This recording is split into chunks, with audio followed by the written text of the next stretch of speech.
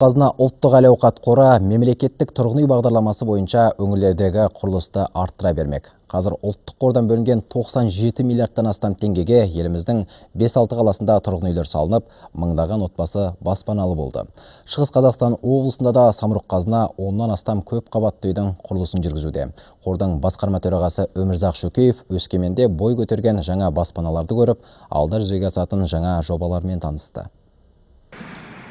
Өскеменнің шетіндегі 18-19 шағын аудан соңғы 3 жылда бой көтерді. Бастапқыда жеке үйлер салына бастаған, енді мемлекеттің тұрғын үйді дамыту бағдарламасы арқасында инфрақұрылым тартылып, көп қабатты баспаналар салынды. Ол үшін бұл өңірге самұрық-қазына әл-ауқат қоры аймақтарды дамыту 2020 бағдарламасы бойынша 8 миллиард теңге бөлді. Бұл қаржыға жалпы аумағы 60 мың шаршы метр болатын 9 үй салынды. Нәтижесінде 1100 адам баспаналы болмақ. Алғашқы 39 отбасы бірер күнде қоныс тойын тойлайды. Өнеркәсіп орталықтарында осындай шағын аудандар самұрық-қазынаның есебінен салынады. Бұл пәтерлер жалға беріледі. Кейін сол жалға берілген қаржыны соның арқасында соның жиынтығымен соны пәтерлерді кейін сатып алуға мүмкіншілік бар. Ауасы таза тау бөктеріне салынған көп қабатты үйлерде 1, 2 және 3 бөлмелі пәтерлердің аумағы 60-тан 80 шаршы метрге жуықтайды.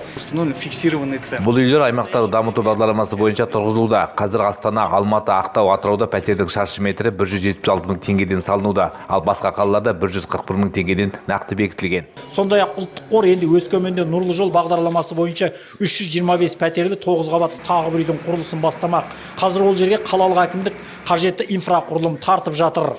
Олжас Керейхан, Дмитрий Пыхтин, қорытынды жаңалықтар.